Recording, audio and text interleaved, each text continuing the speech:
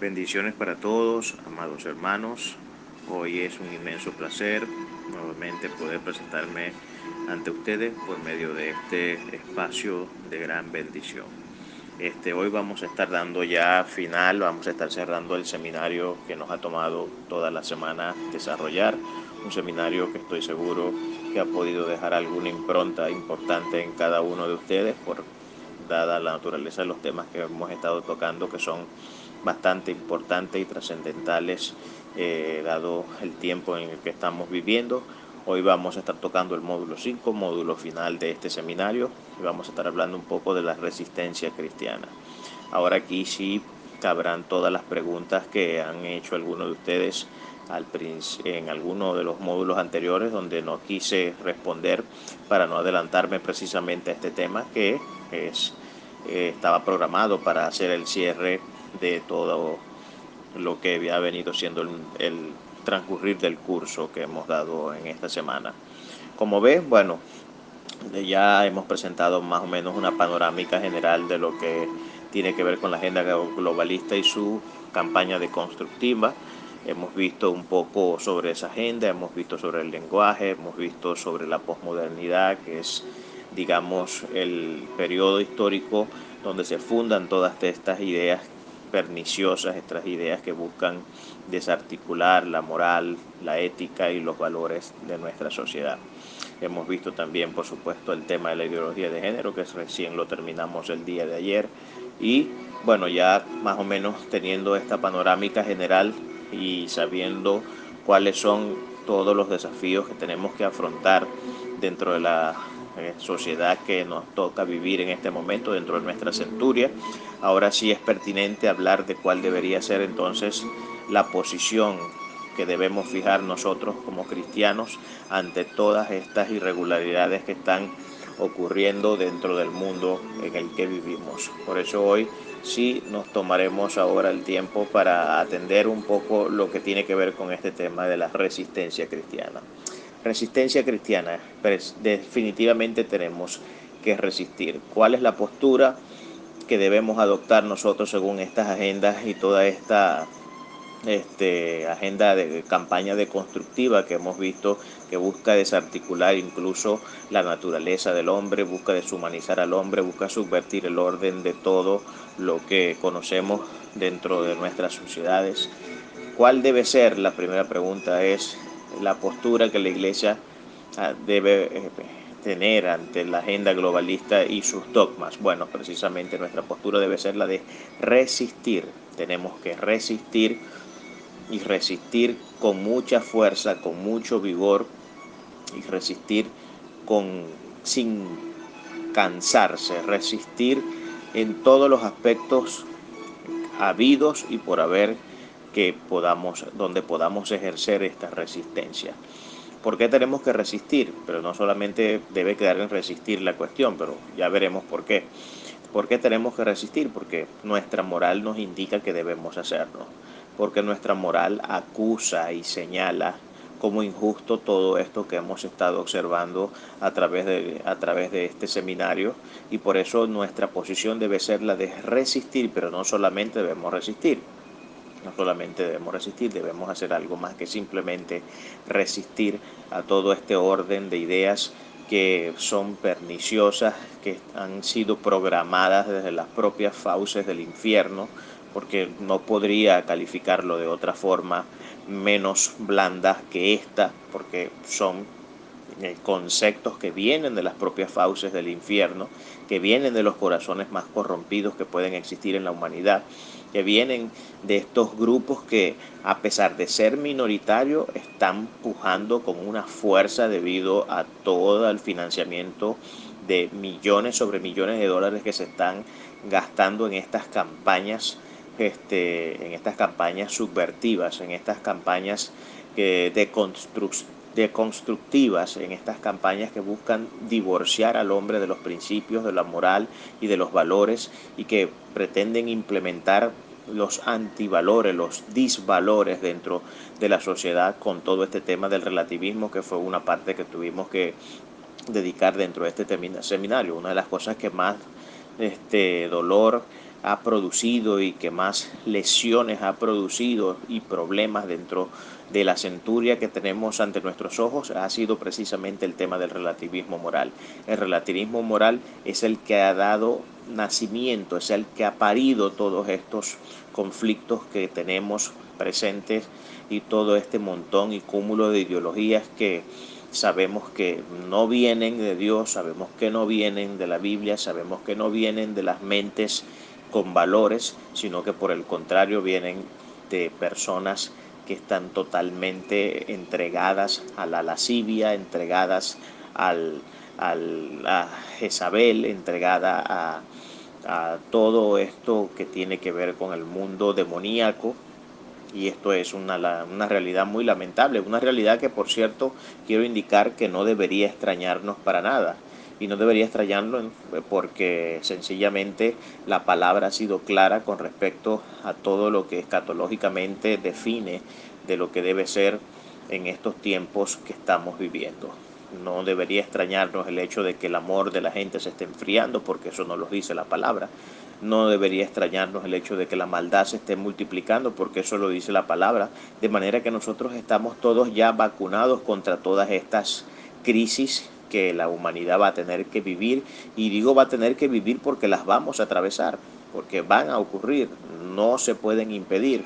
Esto más tarde o temprano, yo diría más temprano que tarde, va a ser ya una agenda que va a estar instaurada en buena parte de los países del mundo. Por lo menos esto ya sabemos que comenzó por los países del primer mundo, países del primer mundo que se jactan precisamente de decir que son del primer mundo y son quizás algunos de los países, son los países más inmorales que existen. A veces parece ser que la idea de país desarrollado alude y emite y remite y apela al tema de la inmoralidad más que el de un desarrollo social justo y equitativo. Pareciera ser que esa fuera a veces la idea, porque nos tildan a nosotros, por ejemplo, de indios, porque de repente no ven que tenemos relaciones sexuales en medio de una plaza pública donde todo el mundo nos puede ver, cuestiones que ocurren mucho en Europa, cuestiones que ocurren mucho en Estados Unidos y en todos los países que se dicen ser del primer mundo. Y esto es lamentable. Parece ser que uno de los aspectos que más definen esto que llaman ellos el primer mundo tiene que ver con todo este cúmulo de irracionales e inmorales actitudes que tiene la gente en estos países. Por supuesto no puedo generalizar, no voy a decir que son todos los que hacen esto. Por supuesto que como en cualquier otro país y en cualquier otra parte del mundo hay gente buena y hay gente mala, hay gente más mala, hay gente que es más o menos, etcétera. Pero estas son básicamente las realidades que tenemos presentes. Entonces nuestra postura ante todo esto debe ser la de resistir. ¿Y resistir cómo? Resistir, como dice la palabra del Señor, hasta la sangre, como resistió nuestro Señor Jesucristo. Nuestro Señor Jesucristo resistió hasta la sangre, hasta derramar su última gota de sangre en la cruz. Él resistió en medio de todo ese bagaje de, digamos, de contradictoriedades que se le presentaban a diario y que afrontaban su fe, que tenían como objetivo confrontar su fe, de alguna manera desmeritar a nuestro Señor. Él tuvo que tomar la decisión de resistir hasta la sangre. Resistir hasta la sangre indica que resistió hasta el momento de su muerte. Hasta el momento de su muerte Él predicó la palabra. Hasta el momento de su muerte Él indicó quién era y por qué había venido al mundo y a qué había venido al mundo. Hasta la sangre Él pudo amar a la gente que incluso le vituperaba, le escupía, le golpeaba. Hasta la sangre Él resistió la maledicencia de las personas que les rodeaban, del sistema religioso imperante de su época, de las personas también inmorales, del mismo sistema esclavista que tenía instaurado el Imperio Romano en ese tiempo histórico. Él tuvo que resistir hasta la sangre, de manera que nuestro llamado es a resistir hasta la sangre. Eso respondería a la segunda pregunta: ¿cómo resistir? Resistiendo hasta la sangre, tal cual como nuestro Señor Jesucristo resistió. Y esto, por supuesto, es algo que es un precio muy alto a pagar, es un precio que estoy seguro que no todos están, digamos, eh, convencidos de tener que pagar, ¿no? No todo el mundo, sabemos que entre el mundo cristiano hay diferentes caracteres, ¿no?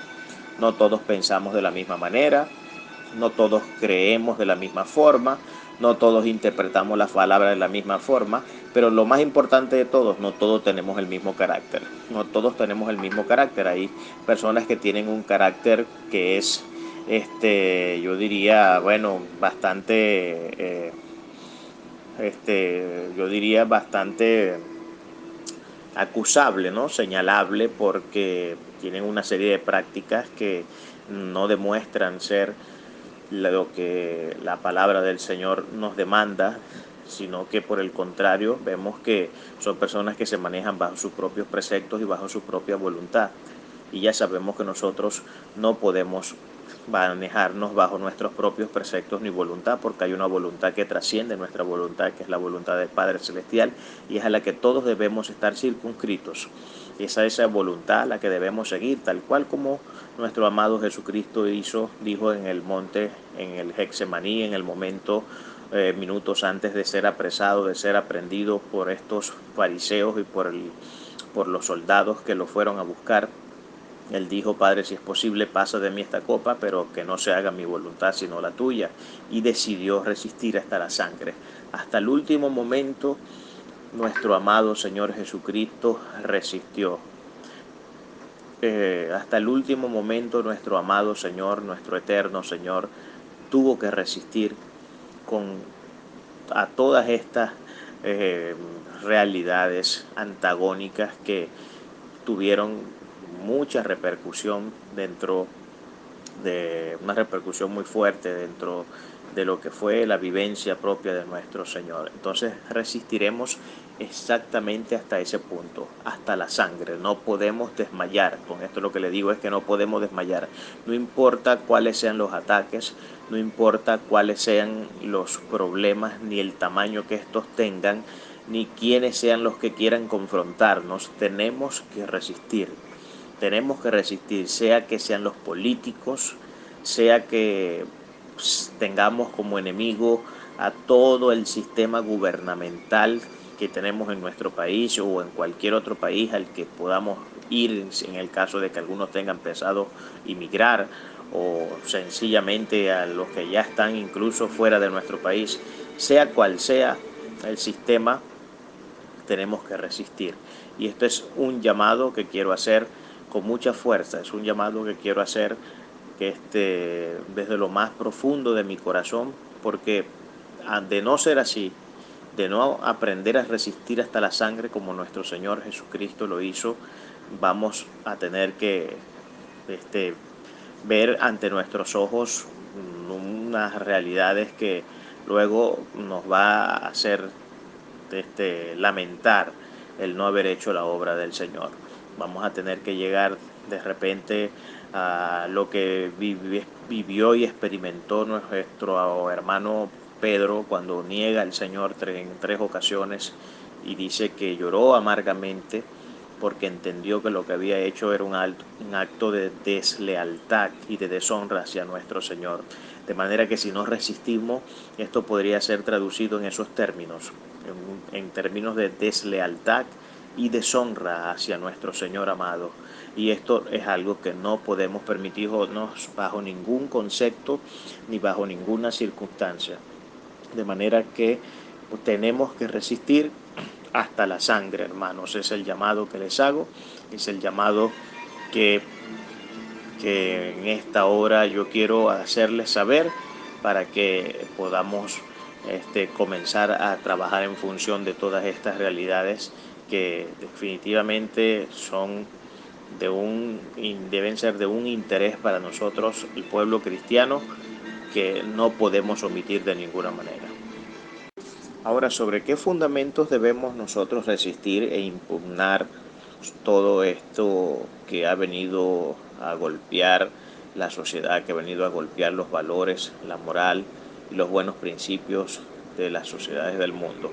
¿Sobre qué fundamentos nosotros tenemos que impugnar todas estas ideas que son anticientíficas, que son antimorales, que son antivalores, que son antiéticas, que son anti todo prácticamente, porque no hay una cosa que quede por fuera cuando agendas como este tipo, agendas que ya sabemos que son liberticidas, agendas que sabemos que son genocidas, agendas que buscan de nutrir y de terminar de destruir el mundo en el que vivimos. ¿Cuál sería el fundamento entonces sobre el cual nosotros debemos impugnar toda esta campaña de antivalores? ¿Cómo debemos resistir? ¿Sobre qué base debemos resistir? Bueno, esta pregunta es una pregunta muy sencilla de responder. Tenemos que fundamentarnos en todo aquello que la palabra de Dios nos exige, en toda la moral y la ética que la palabra de Dios suscribe, en toda la prescriptiva palabra del Señor. Los fundamentos morales de la palabra son muy, pero muy claros.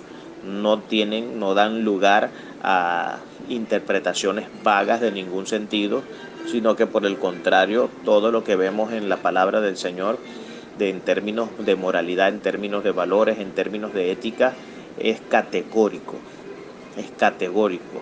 Tiene una categoría que es muy concreta y esto es bueno saberlo porque para esto no hace falta ser un gran exegeta bíblico, para esto no hace falta ser un gran hermeneuta bíblico, para esto lo único que hace falta es tener un poquito de sentido de común, tener un poquito de sentido común.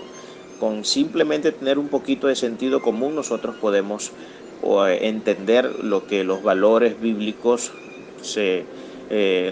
nos demanda, lo que la prescriptiva palabra del Señor nos demanda. Entonces, ¿cuál es el fundamento? Las leyes y los principios y toda la moral que la palabra de Dios suscribe, que la palabra de Dios prescribe, perdón. Entonces, por lo menos hablando de lo que en una ocasión los discípulos le preguntaron a Jesús, acercándosele, le preguntan que cuáles eran los dos mandamientos más importantes de todos. Y él dijo, bueno, amarás a Dios con todo tu corazón, con toda tu fuerza, con todo su ser, con toda tu alma. Y el segundo mandamiento es parecido a este y tiene que ver con amar al prójimo como a nosotros mismos. Y vemos que nuestro amado Señor Jesús resume toda la palabra de Dios, toda la ley, las resume en esos dos mandamientos, que son dos mandamientos que no están derogando la ley, sino que la están más bien afirmando, solo que en una síntesis, en un grosso modo. En esos dos mandamientos se está sintetizando todo lo que nosotros conocemos como los 10 mandamientos, porque una vez que amamos, hemos cumplido toda la ley. Una vez que amamos a Dios y amamos a nuestro prójimo, hemos cumplido toda la ley, porque al amar nunca vamos a buscar hacerle daño a nadie. Entonces, es bajo estos principios y valores que nosotros tenemos que librar esta lucha encarnizada tan fuerte que tenemos frente a nuestros ojos. Estos valores, estos principios, el por lo menos no matarás, que sería la prescriptiva norma que deberíamos utilizar para por lo menos impugnar la tesis de aquellos que quieren despenalizar el aborto, que quieren despenalizar la eutanasia, cuestiones con las que ya vimos que tienen como intención la reducción de la población mundial. Entonces, la vida es un derecho al que todos tenemos. Podemos apelar en este sentido, no solamente vamos a hacer una apelación a los valores bíblicos, sino incluso a los valores que cualquier persona que ni siquiera lee la Biblia tiene, porque hay mucha gente en el mundo que tiene muy buena educación, que tiene valores, que es honrada, que es honesta y que no necesariamente es cristiana. Hay muchas personas, y de hecho, como se los dije en una oportunidad anterior, les dije que a estas campañas no solamente la impugnamos nosotros los cristianos, sino que incluso gente que es gentiles, personas no conversas, también impugnan todo este sistema de conceptos y de ideologías que son absolutamente arbitrarias y que nacen, como ya lo he dicho, de las propias fauces del infierno. Entonces, los fundamentos sobre los cuales nosotros tenemos que guiarnos y basarnos para poder ir en contra de toda esta campaña de antivalores es precisamente la palabra de Dios. Esto desde el punto de vista bíblico. Desde el punto de vista bíblico nosotros sabemos que matar es malo. Desde el punto de vista bíblico nosotros sabemos que robar es malo, sabemos que el adulterio es malo, sabemos que levantar falsos testimonios sobre los hermanos o en contra de los hermanos también es malo. Sabemos muchas cosas en ese sentido, pero acuérdense que cuando nos vamos a enfrentar a este tipo de personas allá afuera, estamos enfrentándonos en buena parte, yo diría que en más del 60-70% de los casos nos estamos enfrentando a personas que no tienen valores éticos religiosos, no tienen valores cristianos, son personas ateas en su mayoría, agnósticas, personas escépticas, y usted no podrá, y usted tiene que saber que cuando va a tener una discusión con una persona que es atea, que es agnóstica, y quiere convencerle, por ejemplo, de que el aborto es algo que no debería despenalizarse porque es cercenar la vida de un ser humano, es cercenar la vida de un ser que quiere venir al mundo y que Dios mismo ha decidido que venga al mundo. Hacer eso, sabemos que bíblicamente es contado como un asesinato y que Dios para nada promueve ese tipo de leyes, promueve ese tipo de acciones, perdón. Pero ¿cómo hacemos en el caso cuando queremos llevar esta discusión al ámbito donde nos enfrentamos a una persona que es agnóstica y que es atea? Y que los argumentos bíblicos no nos van a servir para eso, porque los argumentos bíblicos sirven para el que cree en la Biblia, pero el que no cree en la Biblia, el que cree que la Biblia es simplemente un cuento de hadas, un cuento, una película más de Disney, el que cree que la Biblia es un simple libro escrito por hombres y que no tiene ningún tipo de valor epistémico, entonces sabemos allí que no podemos entrar a argumentar desde el punto de vista bíblico porque estaríamos en argumentos que se conocen en lógica como un argumento circular, y los argumentos circulares no tienen valor en ese sentido. No tendrían valor en el sentido de estar enfrentando a personas que no tienen los valores bíblicos, que no tienen la moral bíblica. Entonces, ¿cómo hacemos para en este caso nosotros poder impugnar sus ideas desde una cosmovisión y desde una episteme que no suscriba ningún tipo de contrato con ideas religiosas, sino que más bien tengamos que hacer otro tipo de apelaciones, por ejemplo, apelaciones a la razón, apelaciones a la lógica, apelaciones a la filosofía, apelaciones a la ciencia? Por ejemplo, con el tema del aborto, les voy a poner un ejemplo para que veamos cómo podemos hacer este ejercicio. Si a usted se le presenta el caso de que le toca debatir con una persona, una mujer que predica que el aborto debe ser despenalizado y que ellas, por ser las madres y las que llevan en el vientre a sus niños, tienen todo el derecho del mundo y como dicen, según la manipulación del lenguaje, de interrumpir el embarazo, porque eso no es ninguna interrupción del embarazo, eso es un aborto, eso hay que llamarlo con su nombre.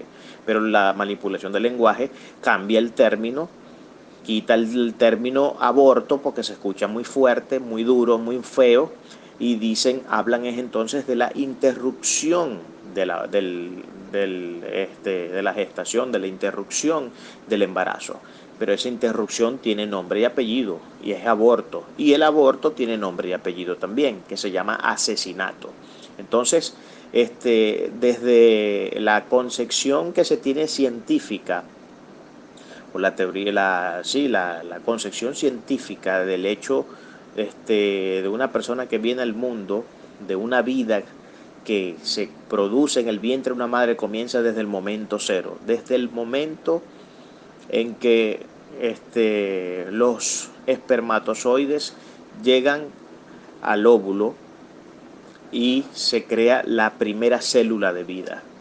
Yo no soy experto en el tema de la genética ni en nada de estas cosas, de repente me puedo equivocar un poco con esto que estoy diciendo, y si entre los que me están escuchando hay médicos, este, les agradecería mucho que de repente ampliaran un poco esta parte que estoy tratando de explicar, porque realmente no es mi fuerte, pero en lo poquito que he podido revisar al respecto, este, una mínima una pequeña célula viva, una pequeña célula viva es ya la mínima expresión de vida que se da.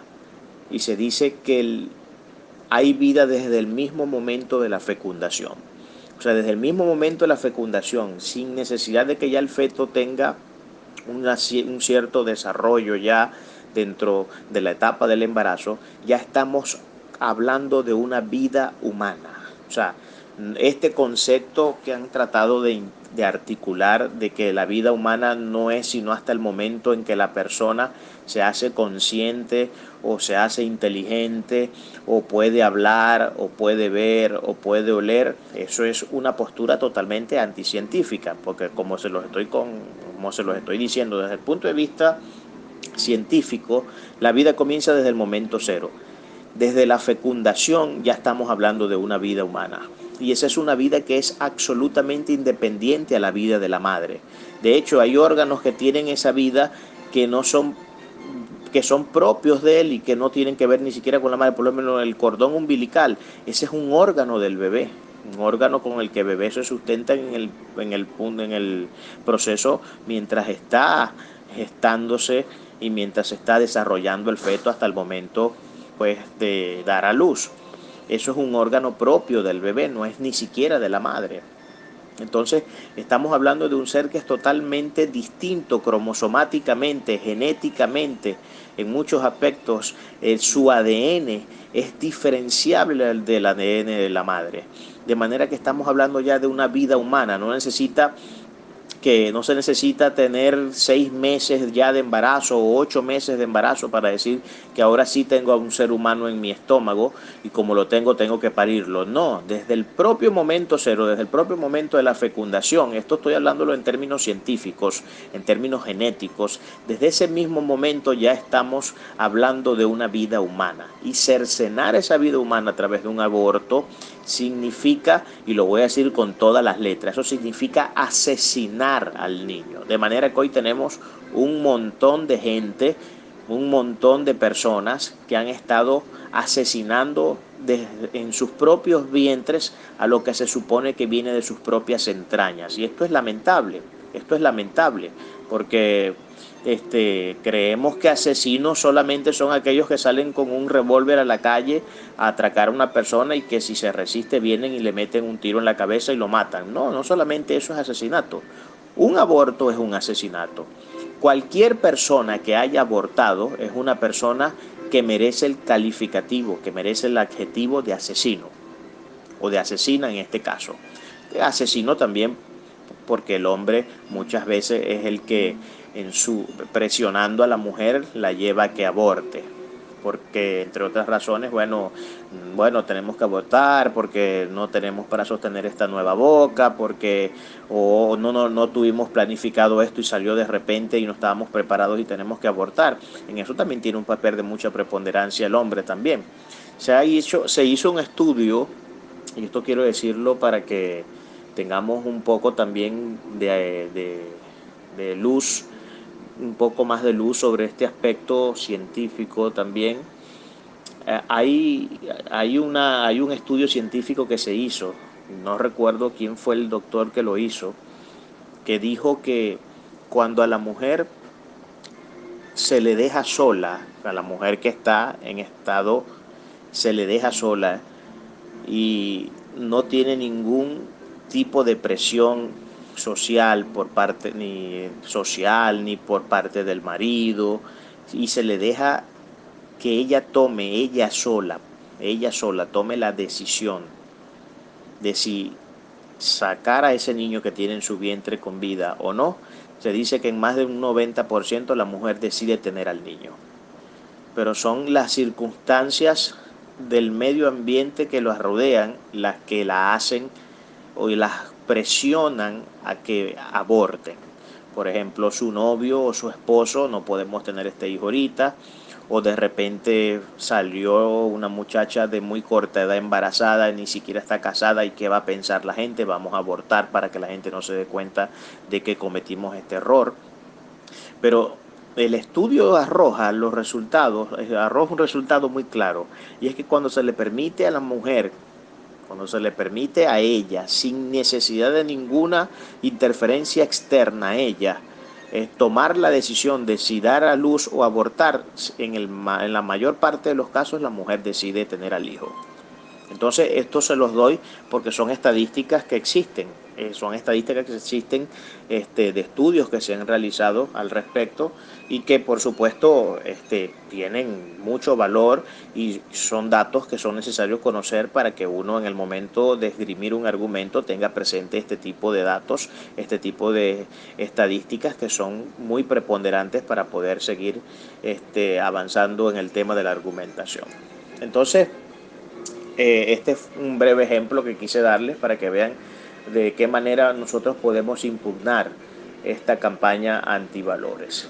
Entrando en otro tema, somos el principal enemigo de esta agenda ideológica. Bueno, ya eso lo sabemos, no me voy a detener ahí. Sabemos que somos el principal enemigo dentro de esta agenda ideológica porque prescribimos una moral que es universal, una moral que es absoluta, una moral que no está sujeta a ningún tipo de relativismo, sino una moral que viene de los cielos, una moral que viene de un ser supremo y que se ha manifestado a través de la Biblia, que se ha manifestado a los hombres y que ha dejado por escrito un documento sagrado que nosotros llamamos Biblia, que es nuestro documento por antonomasia para predicar todas las verdades de nuestro Señor, todas las verdades de nuestro gran Rey y Señor amado.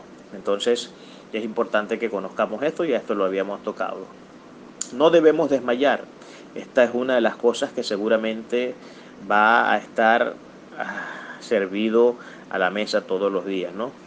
La posibilidad de desmayar, la posibilidad de quedarnos sin fuerza, la posibilidad de sentir que ya no aguantamos más.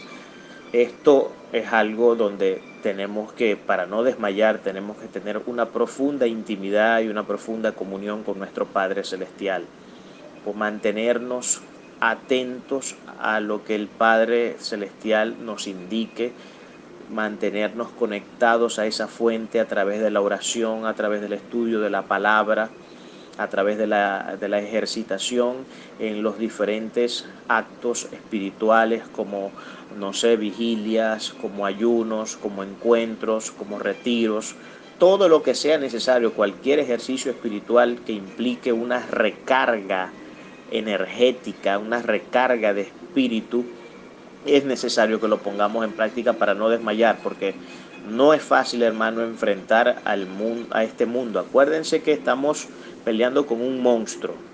Imagínense que desde el punto de vista, imagínense esta alegoría, desde el punto de vista alegórico, que nosotros somos una especie de David tratando de derribar a un Goliat gigantesco que se llama agenda globalista.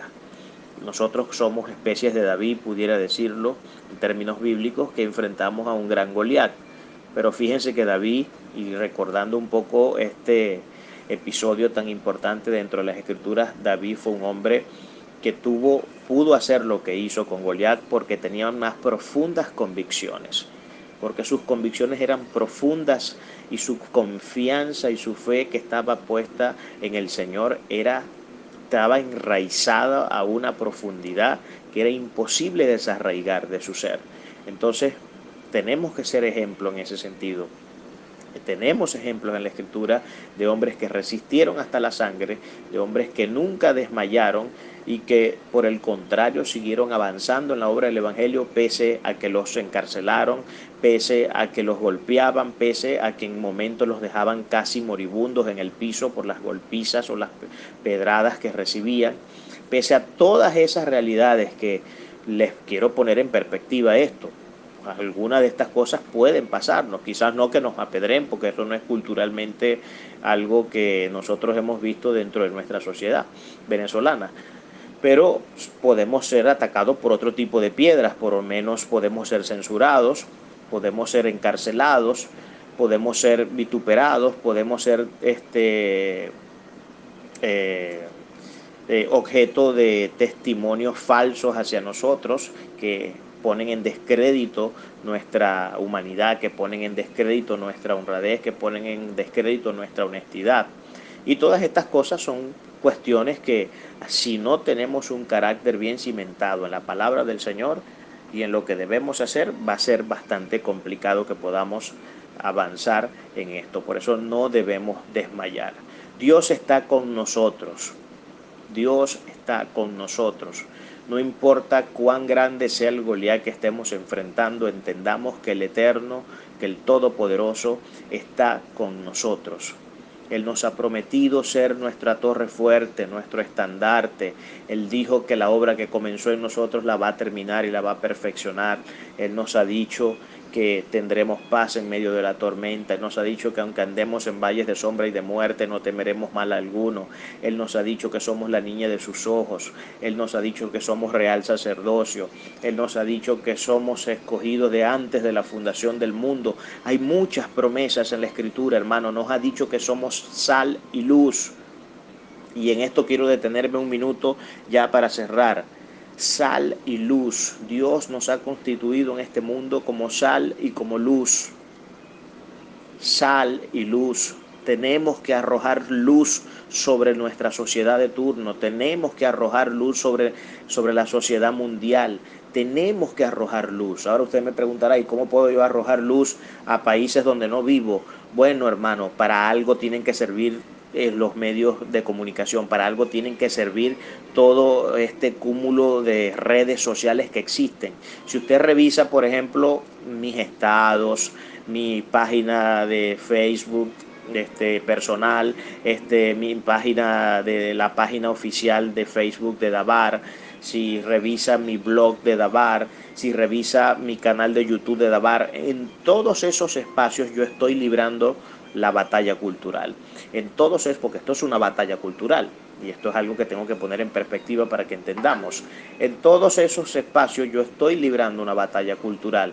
O sea, yo no uso mis estados para estar tomándome selfie, ni para estarle tomando fotos al perrito que tengo en la casa, ni para estarle tomando fotos al plato de comida que me estoy comiendo en Da Vinci o a la torta que compré en Jeffrey. No, yo no uso mi estado para esas cosas, ¿no?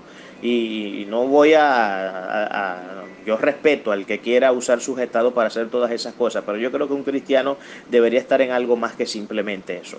No digo que no podamos de vez en cuando tener una foto sobre algún evento importante que vivimos en la vida, por supuesto que sí, pero nuestras redes sociales deben estar plagadas, en el buen sentido, de educación hacia el pueblo, de educación en todos estos aspectos que, como vemos, se nos han salido de las manos por la irresponsabilidad que la Iglesia ha tenido de presentar defensa de nuestra fe ante todas estas realidades. Y es lamentable, y esto se lo digo con todas las letras, porque no podemos guardarnos nada. No podemos guardarnos nada. Así que tengan, por favor, en cuenta esto. Tengan en cuenta que estamos en una lucha cultural, en una batalla cultural. Yo he escrito un artículo sobre esto también. Yo he escrito aproximadamente como unos 40 artículos. Están todos disponibles para que cualquiera de ustedes que tenga la intención o tenga, digamos, el interés de leer algunos de ellos, bueno, sencillamente me puede llamar, me puede escribir al privado y yo le paso los artículos, le paso la lista de todos los artículos que he escrito hasta ahora y usted, bueno, según los que le parezcan interesantes puede elegir y yo se los hago llegar para que no haya para que pueda ampliar un poco más la visión de todo esto que hemos estado tocando. Entonces Dios está con nosotros, es importante saberlo, que a pesar de las circunstancias, por difíciles que puedan ser, a pesar de que estamos peleando con un monstruo que tiene a su poder el 95% de los medios de comunicación, a pesar de que estamos peleando con un monstruo que inyecta miles de millones de dólares anuales en toda esta campaña de constructiva, a pesar de que todas esas cosas son una realidad y no podemos ponernos una venda en los ojos para enfrentar esta realidad, tenemos que saber que son verdades. A pesar de todo esto, Dios está con nosotros. Y si Él con nosotros, ¿quién contra nosotros? Porque mayor es el que está en nosotros que el que está en el mundo. Así que, hermanos, llenémonos de fuerza, llenémonos de vigor. Estudiemos hoy más que nunca las escrituras, pero no solamente estudiemos las escrituras, preparémonos en otros temas también importantes para poder brindar argumentos racionales. Hagan un curso de apologética si pueden, porque la apologética, por eso que les dije ayer varios de los que me preguntaron, les dije que el enfoque evangelístico de hoy tiene que ser apologético. ¿Por qué?